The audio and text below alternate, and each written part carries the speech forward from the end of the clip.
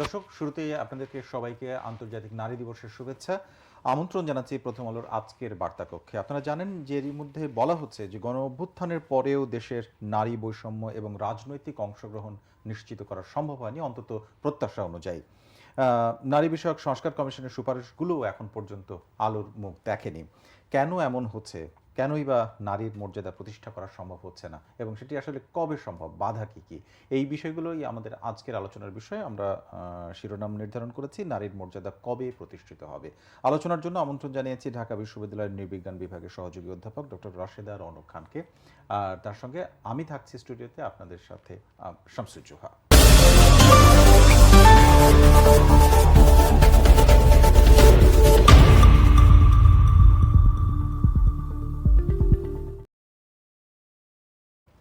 দর্শক, সরাসরি আলোচনায় চলে যাচ্ছে আমাদের আজকের অতিথির কাছে। ডক্টর রাশেদা রৌনক খান, আপনাকে স্বাগত। প্রথমে নারী দিবসের শুভেচ্ছা। আর প্রথমে যে আমি কথাটা বলছিলাম সেটি আমার প্রশ্ন, যে দেশের সবচেয়ে গুরুত্বপূর্ণ জায়গা যেটি হচ্ছে রাজনৈতিক ক্ষেত্র, যেখান থেকে সিদ্ধান্ত নেওয়া যায়, সেখানে নারীদের অংশগ্রহণের ক্ষেত্রে দেশ পরিচালনা এবং নীতি নির্ধারণের জায়গা বাংলাদেশে পরপর দুজন এবং খুব বড় সময় ধরে প্রধান রাজনীতিবিদের এবং দেশের নেতৃত্ব তাদের হাতে ছিল, নারীর হাতে। কিন্তু নারীর অংশগ্রহণে, বিশেষ করে সংসদের যে সবশেষ যে নির্বাচন গেল, ত্রয়োদশ জাতীয় সংসদ নির্বাচন, তখন আমরা দেখলাম যে তারা অনেক ধরনের সমস্যার মুখে পড়েছেন এবং দলগুলো মনোনয়নের ক্ষেত্রে তাদেরকে এগিয়ে দেন না। এটা একটা বড় সমস্যা কিনা? ধন্যবাদ সবাইকে, নারী দিবসের শুভেচ্ছা আপনাকে সহ। আসলে হচ্ছে এই প্রথম বিষয়টা এমন জায়গায় গেল যে নারীরা আসলে রাজনৈতিক, আপনি যেহেতু রাজনীতি দিয়ে শুরু করেছেন, রাজনৈতিক ফিল্ডে নারীরা অনেকটুকুই পিছিয়ে গেল। এই পিছিয়ে যাওয়ার কারণগুলো আমরা জানি, আমরা দেখেছি কি ঘটেছে, কিভাবে স্ল্যাট শেমিং হয়েছে, নারীদেরকে কিভাবে দল থেকে দরকার হলে চলে যেতে বাধ্য করা হয়েছে। হ্যাঁ, নারীদেরকে বলা হয়েছে 5% করে প্রতিটি দল মনোনয়ন দিবে, কিন্তু তা দেয়নি। সর্বোচ্চ সম্ভবত বিএনপি দিয়েছিল 3.5%, এরকম কিছু। আর কিছু দল আছে একেবারেই উল্লেখযোগ্যভাবে যাদেরকে পলিটিক্যাল ফিল্ডে বা ইলেকশনের মাঠে খুবই সরগরম ছিল, তারা নারীকে তো দেয়ই নেই, বরং তাদের যে অঙ্গ সংগঠনগুলো ছিল সেখান থেকে নারীরা বের হয়ে গেল শুধুমাত্র মনোনয়ন পেল না বলে। ফলে এই জায়গা থেকে পরিষ্কার যে রাজনৈতিক ফিল্ডটা আসলে নারীর জন্য কোনোভাবেই মসৃণ না।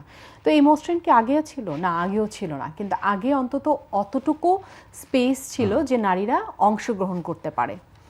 কিন্তু এখন নারীরা অংশগ্রহণ করতে গেলে প্রথমেই তাদেরকে কিভাবে এই ফিল্ড থেকে একদম উৎখাত করে দেওয়া যায়, কিভাবে একদম আপরুটেড করে ফেলা যায়, সেটার কিছু মেকানিজম তৈরি হয়েছে মিসোজেনিস্ট এই সমাজে, আমাদের এই পিতৃতান্ত্রিক সমাজ ব্যবস্থায়। সেটার একটা বড় জায়গা হচ্ছে সাইবার বুলিং, কিংবা একটা মেয়ের নামে আগেও হতো, ধরেন প্রার্থী হলে প্রতিপক্ষ নারী প্রার্থী হলে তার নামে চরিত্রে নানান কালিমা লেপন করা যেত। এখন চরিত্র না, মানে যা কিছু করা যায়, এবং এআই ব্যবহার করে নোংরা ভাবে নেকেড ছবি থেকে শুরু করে যা কিছু করা যায় সকল কিছু করে সেই প্রার্থীকে থামিয়ে দেওয়া হচ্ছে। এখন প্রার্থী বা যে হয়তো পলিটিক্যাল ফিল্ডে হাঁটাহাঁটি করছেন, প্রার্থিতা তো অনেক পরের বিষয়, অনেক লম্বা পথ, কিন্তু যে কেবলমাত্র হাঁটাহাঁটি করছেন, যে কেবল হয়তো ভাবছেন, স্বপ্ন দেখছেন যে দেশ গড়ার কাজে তিনি নিয়োজিত হবেন, ওই রকম জায়গাতেই বাধাপ্রাপ্ত হচ্ছেন। আগে অন্তত ওই জায়গা পর্যন্ত আসতে পারতেন, কিন্তু এখন এই জায়গাগুলোতে এন্ট্রিতেই বাধা দিচ্ছে, ঢুকতেই পারছেন, মানে গোড়ায় গলদ, গোড়ায় একদমই গোড়ায় গলদ। এখন যদি এভাবে প্রশ্ন করি আপনাকে, যে দলগুলোর কথা আপনি বলছেন, যে সেই দলগুলোতে যেমন বিএনপি এবার 3.5% নারীদের মনোনয়ন দিয়েছে, যদিও কথা ছিল অন্তত 5%। অন্তত মানে আমি তো বুঝি যে এর বেশি হবে, তাই না? জামাত ইসলামী একজনকেও মনোনয়ন দেয়নি, কাজে এখানে 0% একেবারে। আরও দলগুলোর অবস্থা এরকম, এর থেকে কম, মানে 3.5-এর বেশি কেউ দেয়নি। এরকম জায়গায় এই দলগুলোর যখন কার্যক্রম মানে আমরা দেখি, সেখানে যখন মিছিল হয়, অনেক মিছিলের সামনে নারীরা থাকেন। অনেক রাজনীতির মাঠের বক্তৃতা দেওয়ার সময় যখন পুরুষরা পালিয়ে থাকেন, অথবা দেশের বাইরে থাকেন, অথবা কারাগারে থাকেন, তখন যারা মাঠে নামেন তারা হচ্ছেন নারীরা। তখন কিন্তু এই দলগুলো তাদেরকে ব্যবহার করার শব্দটাও যদি বলি, মানে এটা তাদেরকে দেখা গেছে, মানে এইভাবে ভাবা যায়। কিন্তু মনোনয়নের ক্ষেত্রে পিছিয়ে আসা, এটা আসলে কি ইঙ্গিত করে? তারা তো তাহলে দলের অন্তর্ভুক্ত। দেখুন, ব্যবহার শব্দটাও বোধহয় এই প্রজন্ম বলি কিংবা এখনকার যে রাজনীতি নিয়ে যারা যুক্ত আছেন তারা বুঝেন না, কারণ ব্যবহৃত হচ্ছেনও কিন্তু নারীরা। এখন ব্যবহার শব্দটা কি, ধরুন আমাদের যে ড্রয়িং রুমটা আছে, আমাদের ড্রয়িং রুমে আমরা সাজসজ্জার জন্য অনেক কিছু রাখি, কিন্তু তারা তো মূল কম্পোনেন্ট না। কম্পোনেন্ট হচ্ছে মানুষ, দুজন গেস্ট আসলো, তার সাথে বসে আপনি হোস্ট কথা বলছেন, এটাই মেইন। আর বাকি সব আমি ব্যবহার করছি টু বিউটিফাই মাই রুম। হ্যাঁ, কিংবা ধরুন একটা টিস্যু পেপার, আমার সর্দি কাশি বিভিন্ন কারণে আমি টিস্যু পেপারটা ব্যবহার করছি, ব্যবহার করে কিন্তু এটা ছুঁড়ে ফেলে দিচ্ছি। এই ব্যবহারের জায়গাটা আমাকে বুঝতে হবে যে নারী কি ব্যবহৃত হচ্ছে কিনা। যদি নারী ব্যবহৃত হয় তাহলে নারী ব্যবহৃত না হওয়ার প্রথম থেকেই তো না হতে পারেন, সেই সিদ্ধান্ত গ্রহণের ক্ষমতা কিন্তু নারীর আছে। কিন্তু নারীর মগজ যদি পুরুষতান্ত্রিক চিন্তা ভাবনা মন মানসিকতা দিয়ে বেড়ে ওঠে, নারী নিজেই কিন্তু বুঝে না তিনি ব্যবহৃত হচ্ছে। আমি একটু আত্মসমালোচনাই করছি, কারণ আসলে আত্মসমালোচনারও দরকার আছে। হ্যাঁ, তো এখন তাকে বুঝে যাওয়ার কথা বলছেন আপনি, হ্যাঁ, সে ব্যবহৃত হচ্ছে নাকি কাজ করছে, মানে আমি কি অ্যাক্টিভ অ্যাক্টর হিসেবে এখানে উপস্থিত আছি, কিছু করতে পারছি, নাকি আমি প্যাসিভ। আমি যদি প্যাসিভ হই তাহলে আমার বের হয়ে আসা উচিত। যেমন আমি মনে করি রুমিন ফারহানা যে কাজটি করেছে, তিনি তাকে যখন প্যাসিভ করে ফেলার একটা চেষ্টা চললো, তিনি বের হয়ে গেলেন। হ্যাঁ, অ্যাজ এ নারী তার যে এজেন্সিটা আছে তিনি সেটা দেখিয়ে দিলেন, এবং শুধু বের হয়ে গেলেন যে তা না, তিনি একই সাথে তিনি যে অ্যাক্টিভ এবং এজেন্সি হিসেবে তিনি একটা ভালো প্রার্থী, সেটা তিনি আবার তার ভোট ব্যাংক দিয়ে প্রমাণ করে দিলেন। তাহলে এই জায়গাটা আমি বলছি যে পুরুষতান্ত্রিক এই সমাজ ব্যবস্থায় রাজনৈতিক দলগুলো তো পুরুষতান্ত্রিক মননে গঠিত। যেমন কয়েকদিন আগে আমি একটা টক শোতে গেলাম, সেখানে যিনি সহ আলোচক ছিলেন তিনি একজন পুরুষ ছিলেন, এবং তিনি বারবার বলছেন এবারের মন্ত্রিসভায় এত ম্যানলি, অ্যাজ ইফ ম্যানলি হওয়াটাই ইম্পর্টেন্ট। আরে ভাই, 2 দিন পরেই তো আপনি আবার যদি এই মন্ত্রিসভারই যদি তারেক রহমানের মেয়ে জাইমা রহমান সামনে আসে, হয়তো আসবে, আমরা যেভাবে দেখছি তিনি তৈরি করা হচ্ছে, কিংবা তিনি নিজেও তৈরি হচ্ছেন, সামনে আসতে পারে, আরো অন্যান্য পরিবার থেকেও আসতে পারে, তখন কি ম্যানলিটাই কি হবে, তখন কি হবে? মানে এই যে কিছু মানুষ আছে সারাক্ষণ পুরুষতন্ত্রকে নিয়ে গ্লোরিফাই করা, বা আবার কিছু জায়গায় নারীকে সারাক্ষণ একপেশে করে ফেলা, কোনোটাই আসলে সমতা ভিত্তিক। এই দিনটা তো ভাবা হয় সমতার জন্য, এবং রাজনৈতিক মাঠ তো আসলে সমতার জায়গা। কারণ রাজনীতি কি আসলে দিন শেষে তো মানুষের সেবা, তো মানুষ তো এখানে শুধু পুরুষ না। এবং বাংলাদেশের প্রেক্ষিতে যদি বলি, বাংলাদেশের প্রেক্ষিতে মোটামুটি অঙ্কের হিসেবে অর্ধেকটা, মানে 50% নারী 50% পুরুষ, একটু এদিক ওদিক 51-52 এরকম হয়। এখন আমার প্রশ্ন, আপনি একজনের উদাহরণ টেনেছেন, রুমিন ফারহানা, তিনি স্বতন্ত্র ব্রাহ্মণবাড়িয়া 2 থেকে, যদি তিনি পাস নাও করতেন, কিন্তু তার যে অবস্থান নেওয়াটা, আপনি কিন্তু সেটিকে মিন করেছেন যে তিনি দলীয় প্রার্থী না হলে শুধুমাত্র সংসদ ওই যে সংরক্ষিত নারী আসনের প্রার্থী তিনি থাকবেন না, সেই জায়গা থেকে তিনি বেরিয়ে এসেছেন, সেটি তো। এবারে আমি আরো কয়েকজনের উদাহরণ দিই যারা পাশ করে গেছেন, তাদের মধ্যে শামা ওবায়দ, আফরোজা খান, তারপরে ফারজানা শারমিন, ইসরাত ইলেন ভুট্টো, চৌধুরী নায়াব ইউসুফ, এরা সবাই বিএনপির বিভিন্ন পর্যায়ের দলীয় নেতাদের স্ত্রী কন্যা, এরকম মানে পারিবারিক আবহ থেকে ছেলেরাও আসে, সেটা আসতে পারে, কিন্তু সেটার বাইরে আসলে আসার লক্ষ্য নেই। এটাও এক ধরনের সমস্যা কিনা, বা এটা আসলে মনোবলের দুর্বলতা নাকি সামাজিক সমস্যা, মানে সমস্যাটা কোথায়? সামাজিক, মূলত সামাজিক। মনোবল তো আছে, সেটা পরের বিষয়। সামাজিক, কারণ যে বাবা বা স্বামী যদি থাকে, আগে করেছেন রাজনীতি, হয়তো তিনি মারা গেছেন অথবা রিটায়ারমেন্টে গেছেন, বয়স হয়েছে, নানান কারণে হতে পারে, অনুপস্থিতি, হ্যাঁ, ওনার অনুপস্থিতিতে যে একটা ভ্যাকুয়াম প্লেস, এই প্লেসটা অলরেডি ওনার একটা ইমেজ ক্রিয়েট হয়ে আছে।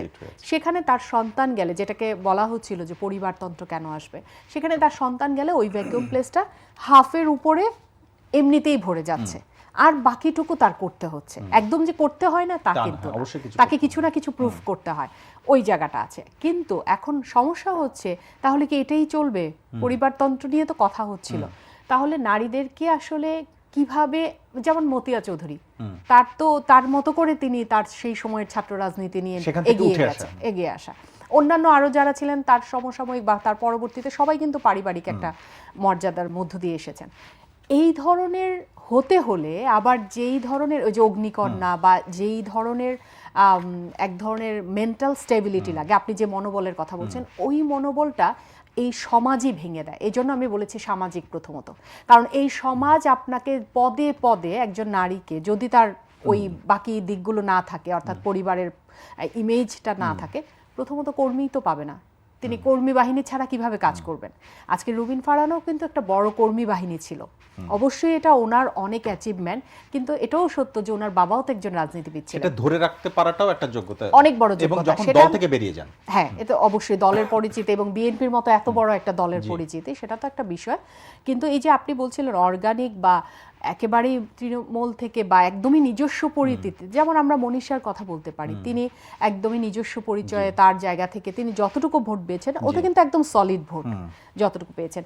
এইভাবে আস্তে আস্তে যদি এগিয়ে যায় নারীরা, কিন্তু আপনি এই নারীকে আগাতে গেলে যত রকমের বাধা বিপত্তি আছে, আপনি নিজ দল থেকে শুরু করে অন্য দল, সমাজ, পরিবার, সকল জায়গা থেকে কিন্তু বাধা বিপত্তি আসে। যেমন ধরেন একজন প্রার্থী যার বাবার ওরকম কিছু নাই, তিনি ভোটে খরচটা করবেন কিভাবে? তার টাকা কে দিবে? হাজবেন্ড দিবে?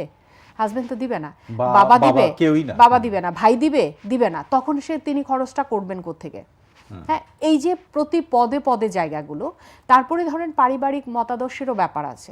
যেই মাত্র রাজনৈতিক ফিল্ডে নামলো, শুরু হয়ে গেল তো তার বিরুদ্ধে নানান রকমের কুৎসা রটনা। সেটা কতগুলো পরিবার কাঁধে নিয়ে বলবে ঠিক আছে, তাও তুমি এগিয়ে যাও, আমরা আছি তোমার পেছনে? কয়টা বাংলাদেশের পরিবার এই কথা বলবে? প্রথমেই তো বলবে বাদ দাও, এসবে যাওয়ার দরকার নাই, পরিবার হুমকির মধ্যে পড়ে, বাচ্চারা হুমকির মধ্যে পড়ে, পুরো জায়গাটাই তো। আচ্ছা, তারপরে আবার নারীদের কাজ করতে গেলেও, শ্রমজীবী নারীদেরও যেইটা হয়, বাচ্চা কাচ্চা মানুষ করবে কে? হ্যাঁ, এটা একটা বড় বিষয় আসে। শ্বশুর শাশুড়িকে দেখবে কে? রাজনীতির ক্ষেত্রে খুব একটা হয় নাকি পেশাগত জীবনের জন্য, মানে সকল ক্ষেত্রে নারীদের, আমরা তো আজকে যদিও শুরু করেছি রাজনীতি দিয়ে, কিন্তু সকল ক্ষেত্রে হয়। শ্রমজীবী, মানে আমরা যারা কর্মজীবী নারী, আমাদের যেমন হয়, রাজনীতিবিদেরও হয়। এখন রাজনীতিবিদ যারা একদমই পারেন যে না ঠিক আছে, আমি বৈবাহিক জীবন বা আমি অন্যান্য জীবন বাদ দিয়ে কেবলমাত্র রাজনীতি করব, সেই ক্ষেত্রে হয়তো কেউ কেউ সফল হতে পারেন। কিন্তু এটাও তো কোনো স্বাভাবিক কথা নয়। একজন পুরুষের ক্ষেত্রে তো তা হচ্ছে না। পুরুষ তো পুরুষের সাথে সঙ্গী থাকেন, তার স্ত্রী, তার ছেলেমেয়েরা ক্যাম্পেইন করছেন, তার ওয়াইফ ক্যাম্পেইন করছেন, সবাই করছেন, কিন্তু একজন নারীর পাশে কয়জন থাকে? অর্থাৎ পুরুষের পাশে, মানে আমি যদি একটা মানে কনক্লুশন ড্র করি এরকম, যে পুরুষের পাশে তার পুরো পরিবার থাকে, তার স্ত্রী থাকেন, কিন্তু একজন নারীর সাথে পুরো পরিবার ওই সাপোর্টটা দেন। এটা এবারে আসি, কোন কোন নারী যাদের, এই যে আমরা এতক্ষণ যে আলোচনাটা করছিলাম, যে যাদের পারিবারিক ব্যাকগ্রাউন্ড রয়েছে, রাজনৈতিক পরিবার আর কি, সেটা নয়, এরকম অনেককে আমরা দেখছিলাম। জাতীয় নাগরিক পার্টি এনসিপি যখন গঠন হলো, তাদের সঙ্গে অনেক নারী নেত্রী, মানে ছাত্রী ছিলেন, তারা এই দলটিতে অংশগ্রহণ করেছিলেন। কিন্তু অবাক করা বিষয় যে যখন নির্বাচন আসলো, তখন এই দল থেকে তারা একসাথে বেরিয়ে গেলেন কয়েকজন। তারা দু একজন নির্বাচনও করেছেন, খুব ভালো ফলাফল না আসলেও নির্বাচন করেছেন। আজকে 3 সদস্যের একটি কমিটি ঘোষণা করা হয়েছে, সেটি হচ্ছে জাতীয় নারী শক্তি। সেখানে মনিরা শারমিন, মাহমুদা আলম মিতু, আর আছেন নুসরাত তাবাসসুম, 3 জন। তাদের বক্তব্য আমি শুনলাম। আপনার কি মনে হয় যে এটার ভবিষ্যৎ কি? ভবিষ্যৎ যা অতীতে ছিল তাই, মানে ওই যে বললাম, টিস্যু পেপার হিসেবে ব্যবহৃত হওয়ার জায়গাটা একটা তো থাকেই। মানে আমি ভবিষ্যৎ জিজ্ঞেস করেছি কেন, সেটি যে এই দলটি আজকে নারী শক্তি নামে একটি কমিটি গঠন করছে, কিন্তু এই দলটি থেকেই অন্য নারী সদস্যরা নির্বাচনের আগে বেরিয়ে গেলেন। জি, এবং সেটা খুব একটা সমাধান আসেনি। না, সমাধান আসেনি। এবং তারা নির্বাচনে বের হয়ে গেলেন কেন? বের হয়ে যাওয়ার মূল কারণ তো ছিল যে তাদেরকে মনোনয়ন দেওয়া হয়নি। তারা মনোনয়নের আগে সেই 5ই আগস্ট থেকে পুরোটা সময় যেভাবে যতটুকুই করেছে, সেখানে হ্যাঁ সঙ্গে ছিল, যারা পুরুষ সদস্যরাও ছিল, কিন্তু প্রতিটি পুরুষ সদস্য মনোনয়ন পেলেও নারী সদস্যরা পাননি। আমি আলোচিত বা যারা সামনের দিকে তাদের বলছি। আচ্ছা, আপনি তো ভাই মনোনয়নের কথায় যাচ্ছেন, আপনি খেয়াল করেছেন কিনা, আমি তো বেশিরভাগ সংবাদ সম্মেলনে মেয়েদেরকে পিছিয়ে দাঁড়িয়ে থাকতে দেখতাম, যে যারা বের হয়ে গেছে তারা কয়দিন চেয়ারে বসেছে নাহিদ ইসলাম বা অন্যান্য যারা ছিল তাদের সাথে, অর্থাৎ মানে সামাজিক যে গুরুত্বটা দলের, সেইটা হ্যাঁ, নারী হিসেবে এটা দেখতে খুবই দৃষ্টিকটু লেগেছিল যে তারা পেছনে দাঁড়িয়ে আছে। হ্যাঁ, মানে তাহলে পুরুষ হলেই নেতা, নারী নেতা না, এই যে মানসিকতা। এই যে তারপরে তো মনোনয়ন তো অনেক পরের বিষয়। এবং তারা কতজন, ধরে নিলাম এই নারী নেত্রী যারা নিজেদেরকে ধরে নিলাম তারা নারী নেত্রী, তারা কোন দলের সেটা বিষয় না, কতজন কতভাবে আসিয়া হত্যার বিচার চেয়েছে, ইরা হত্যার বিচার চেয়েছে, বা এই যে গত কিছুদিন ধরে আমরা দেখছি, জাস্ট 2 মাসে, এই আমাদের 26 সাল তো বেশি দিন হয়নি, এই জানুয়ারি ফেব্রুয়ারিতে 74টি বাচ্চা কিশোরী তারা ধর্ষণের পর হত্যা শিকার হয়েছে, নির্যাতনের শিকার হয়েছে। কয়জন আপনি শুনেছেন? আমি তো শুনিনি না। কেউ এই নিয়ে কথা বলতে। তাহলে নারী নেতৃত্ব কি কেবলমাত্র মনোনয়ন পাওয়া না পাওয়ার বিষয়? নারী নেতৃত্ব মানে তো হচ্ছে মানুষ সমাজে যে পিছিয়ে পড়া নারী গোষ্ঠী তাদেরকে নিয়েও কথা বলা। এখন আমি নিজেই পিছিয়ে দাঁড়িয়ে থাকি চেয়ারের, হ্যাঁ, আমি নিজেই ইউজড হই, আমি নিজেই একজন এখন আবার নতুনভাবে ইউজড হওয়ার পরিকল্পনার অংশ হয়ে যাচ্ছি, তাহলে আমি কিভাবে অন্য পিছিয়ে পড়া নারীকে তুলে আনবো? তাহলে সমাধানটা কোথায়? মানে এটা তো একটা বাস্তবতা এখনকার। আপনি নতুন সর্বশেষ তৈরি হওয়া দল বাংলাদেশে রাজনৈতিক দল এনসিপি, সেটার অবস্থান নিয়ে আপনি এভাবে বলছেন। আবার গত নির্বাচনের সময় আমরা দেখলাম যে বাংলাদেশের বৃহত্তম একটি রাজনৈতিক দল সেটি হচ্ছে বিএনপি, তাদের মনোনয়নের অবস্থাও হচ্ছে 3.5। আবার 0% আছে, তারাও তো কম বয়স না, জামাতে ইসলাম, তারা তো মানসিকভাবে তারা বলেছেন যে তাদের নেতৃত্বে কখনো আসতে পারবে না, কিন্তু ভোট চাইতে যাবেন। তাই তো, মানে নারীর কাছে ভোট চাইতে যাবেন, ভোট দিয়ে তারা নেতা হবেন কিন্তু নারীকে নেতৃত্বে দেবেন যাবেন। এই যেখানে বাস্তবতা, তাহলে সমাধানটা কোথায়? সমাধানটা তো আর একদিনে হবে না, এটা তো পুরুষতান্ত্রিক সমাজ ব্যবস্থায় একটা একদম গেড়ে বসে আছে সামাজিক যে ঘুণে ধরা ধারণাগুলো, যে নারী মানে হচ্ছে ঘরে থাকবে, নারী মানে হচ্ছে সে কম বুঝবে, নারী মানে হচ্ছে সে প্যাসিভ অ্যাক্টর হিসেবে থাকবে, থাকা দরকার, ওই যে ড্রয়িং রুমের সাজানো শোপিসের মতো থাকবে, বা ওই যে 30 সেট অলংকার বলা হতো এরশাদ আমলে, এরকম থাকবে, হ্যাঁ, সংরক্ষিত আসনে থাকবে। কিন্তু বেশি মানে সংরক্ষিত আসনকে অলংকার বলা হতো, অলংকার বলা, 30 সেট অলংকার বলা হতো, 30 জন ছিলেন, এখন 50 জন হলো। তাহলে ওই রকম করে ভাবলে বাংলাদেশের অর্ধেক জনগোষ্ঠী কিভাবে এগিয়ে আসবে? এবং আপনি যদি বাংলাদেশের অর্ধেক জনগোষ্ঠীকে এগিয়ে না আনতে পারেন, তাহলে দেশ কিভাবে এগোবে? এই ভাবনাগুলো আমাদের রাজনৈতিক দলগুলো ভাবছে কিনা এটা গুরুত্বপূর্ণ। কিন্তু আবার এটাও একটা চরম বাস্তবতা, সেটা হচ্ছে বড় দল বলেন, আপনি যদি যেহেতু বিএনপির নাম বলেছেন, বড় দলের মধ্যে কিন্তু পুরুষ সদস্যরাই একে অপরের জন্য জায়গা পাচ্ছে না। একটা দীর্ঘ সময় যেহেতু তারা ক্ষমতায় ছিলেন না, থাকলেও হতো, আওয়ামী লীগ যদি আজকে নির্বাচন অংশ নিত একই অনেক নেতা, হ্যাঁ, অর্থাৎ পুরুষরাই পরস্পরকে মানে জায়গা করে নিতে পারছে না, এবং করতে গিয়ে দেখা যাচ্ছে কেউ কাউকে জায়গা দিচ্ছে না, সেখানে নারীর জায়গার অবস্থান করাটা কঠিন। কিন্তু সেটা সম্ভব যদি নারীর পরিবার, সমাজ এগিয়ে আসে। সমাজ, পরিবার, রাষ্ট্র এবং রাজনৈতিক দলগুলো সবাই মিলে এগিয়ে আসে, সম্মিলিতভাবে হলে তো হবেই। হয়নি যে এখন যে মন্ত্রিসভায় যারা শামা ওবায়েদ সহ যারা জায়গা পেয়েছেন তারা কি কাজ করছেন না?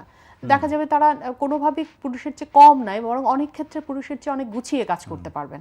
কারণ নারীরা কিন্তু দেখেন, আপনি একই সাথে 10 ভুজা অনেক কিছু করেন, তারা সন্তান লালন পালন করেন, তারা আমি যদি বলি ঘরে বাইরে ঘরে বাইরে করে। এবং আপনি দেখেন আমাদের সমাজে মারা যারা একদম মধ্যবিত্ত, নিম্ন মধ্যবিত্ত মার কথা বলছি, বাবা কয়টা টাকা এনে দেয়, সেই কয়টা টাকা দিয়ে তারা কি করে সংসারটা চালায়, ফিনান্সিয়াল ম্যানেজমেন্ট, অর্থাৎ ফিনান্সিয়ালি ম্যানেজমেন্ট তারা জানে। তারা পরিবারের সন্তানদেরকে বড় করে একটা নর্মসের মধ্য দিয়ে একটা মানদণ্ড তো দাঁড় করিয়ে দেয় যতটুকু পারে, সব মা আমি পারি, এটা আমাদের দেশে খুব কমন। তাহলে এই নারীরা কেন তারা আবার বাইরে গেলে কাজ করতে পারবে না? বাইরে গেলে কাজ করতে পারবে, কিন্তু ওই কনফিডেন্স লেভেলটাও নারীদেরকে দেখাতে হবে। আচ্ছা, রাজনীতির ক্ষেত্রে আমার মনে হচ্ছে প্রত্যেকটা জায়গায় দলীয় দৃষ্টিভঙ্গি, সামাজিকতা, এসব প্রবলেম, মানে আপনার সাথে আপনার উত্তরগুলো ধরে আমি এভাবে বলছি। এবার একটু আসি যে রাজনৈতিক দল ক্ষমতায় ছিল না গত 18 মানে 1-1.5 মাস বাদ দিলে বাকি সময়টাতে। সেই সময়টাতে প্রায় 1.5 বছর যারা ক্ষমতায় ছিলেন তারা ভোটের মাধ্যমে নির্বাচিত হয়ে আসেন, অন্তর্বর্তীকালীন সরকারের কথা বলছি আমরা।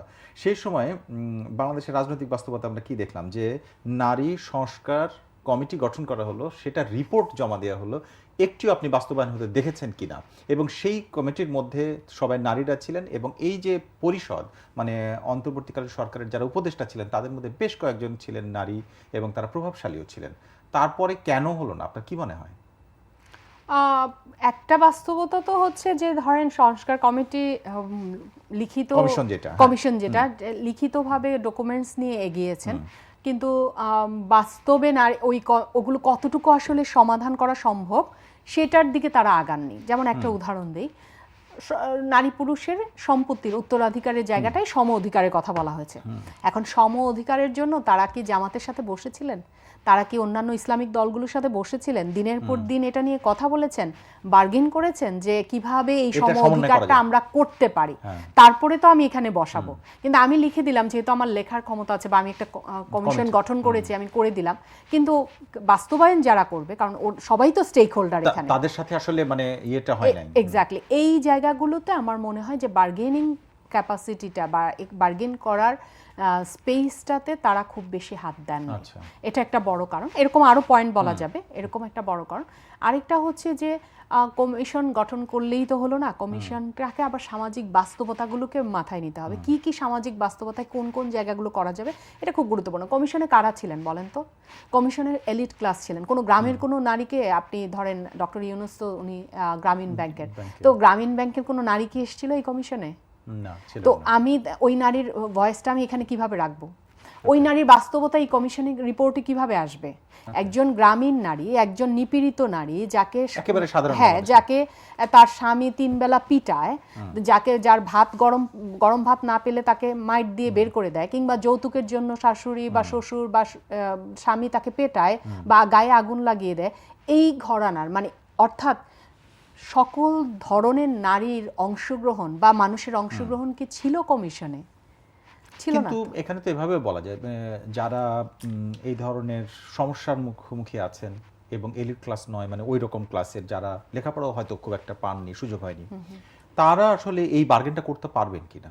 না, বার্গেন না তো, তাদের কাছ থেকে শোনা। ও আচ্ছা, আমি ভয়েসটা শোনার কথা বলছি। হ্যাঁ, তখন বোঝা যায় আসলে। কারণ কি, আপনি যখন এসি রুমে বসে এলিট ক্লাস কিছু করে ফেলেন, কমিশনের কিছু সিদ্ধান্ত নিয়ে ফেলেন, এই সিদ্ধান্ত আসলে কতটা বাস্তবমুখী, কতটা সমাজ মেনে নিবে, কতটা রাজনৈতিক দলগুলো মেনে নিবে, এটা কিন্তু বোঝা যাবে ওই ভয়েসগুলো শোনার পরে।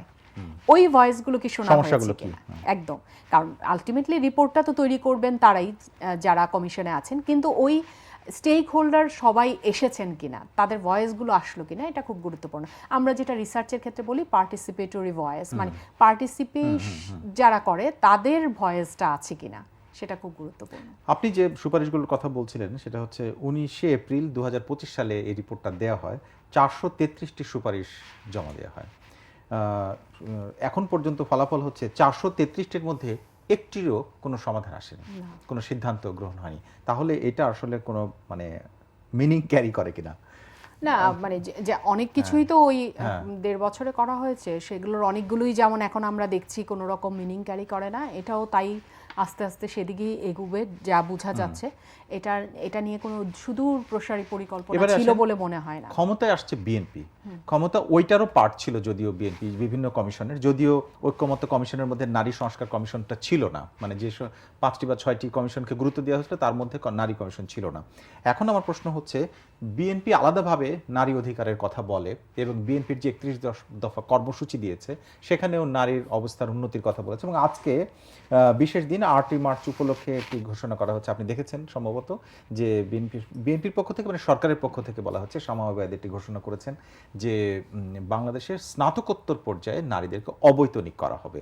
এখন সরকারি প্রতিষ্ঠানগুলোতে আসলে বেতন যেটা একেবারে মানে প্রতিষ্ঠানকে দিতে হয় সেটা তো খুব বেশি না, সেটা আসলে বড় সমস্যা, নাকি নারীর ওই যে সামাজিক তাকে অ্যালাউ করা পরিবার থেকে যে সে মাস্টার্স করবে, তারপরে তার অন্যান্য যে ব্যয়, তারপরে তাকে সেই সময়টা দেয়া, এগুলো আসলে সরকার বিবেচনা করতে পারে কিনা, নাকি তার দায় সারাটা যে না ঠিক আছে তারা আসতে পারেনি, কাজে হয়নি, মানে সমস্যাটা থেকে গেল কিনা? সমস্যাটা থেকে যায় কেমন, আমি আসি স্নাতকোত্তর তো অনেক বড় ব্যাপার, একদমই যদি প্রাথমিক লেভেলে আসি, প্রাথমিক লেভেলে কিন্তু আছে কি যে উপবৃত্তি দেওয়া হয়, মানে আপনাকে সাবসিডি দিয়ে বাচ্চাগুলোকে আনার চেষ্টা করা হয়, কিন্তু সেখানেও ক্লাসরুমে বাচ্চারা আসে না।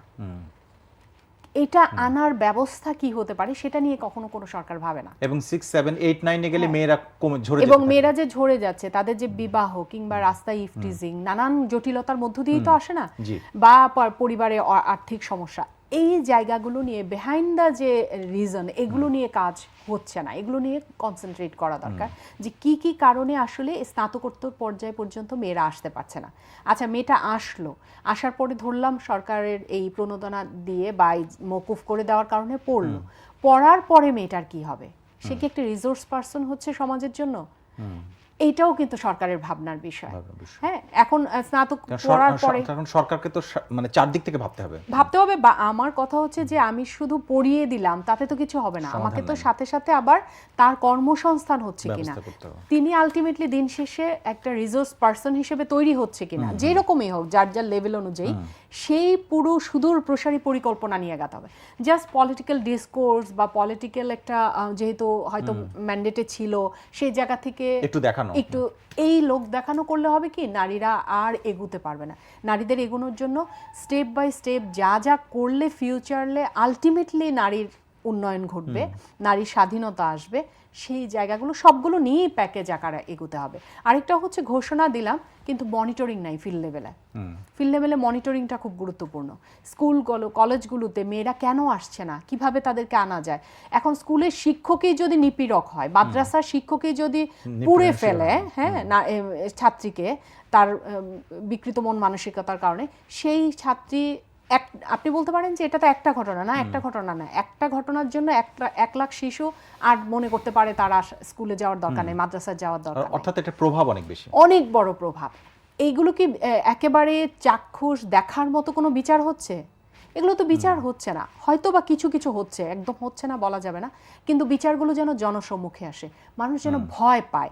এই জায়গাটা এই সরকার যদি করতে পারে, আমার ধারণা নারীদের অনেকটুকু নারী নিপীড়ন যে করছে আমরা যে দেখছি 52% বেড়েছে কিন্তু 2025 সালে এসে নারী নিপীড়নের জায়গাটা অনেক মানে এটা তো আর বলা যায় না। উদাহরণ দিতে চাই আপনাকে যে আমরা গত যে সময়টার কথা বলছি, এই সময় বাংলাদেশে যে আমরা নতুন কিছু জিনিস দেখলাম নারীদের কাজের ক্ষেত্রে, বিশেষ করে মডেলিং, অভিনেত্রী, নায়িকা, মানে এই ধরনের পেশার সঙ্গে যারা জড়িত তাদের দুটো বাধা। আমি যদি টেলিভিশন নাটকের ক্ষেত্রে বলি, মেহজাবিন চৌধুরী অত্যন্ত পরিচিত মুখ, তাই না? তাকে চট্টগ্রামের রিয়াজউদ্দিন বাজারে একটা শোরুম উদ্বোধন করতে গেলেন গত বছরের নভেম্বরের দিকে, তাকে বাধা দেওয়া হলো এবং এতটা এরকম পরিস্থিতি তৈরি করা হলো ওখান থেকে ফিরে আসতে বাধ্য হলেন।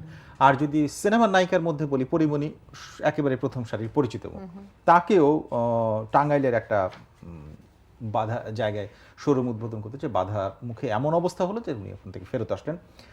তিনি ফেসবুকে স্ট্যাটাস দিলেন। এই পরিস্থিতিটা কেন হলো, মানে এইটাও তো আমরা এর আগে দেখিনি। এটার ব্যাপারে আপনি আপনার প্রত্যাশার জায়গাটা বা এটা আসলে নিয়ন্ত্রণ কিভাবে সম্ভব? আসলে নায়িকা বা কোনো রিসোর্স পারসন বলে এটা হয় না, এটা আসলে আমাদের মন মানসিকতার ভেতরে পুরুষতন্ত্রের একটা ডার্ক সাইড আছে, সবাই না অবশ্যই।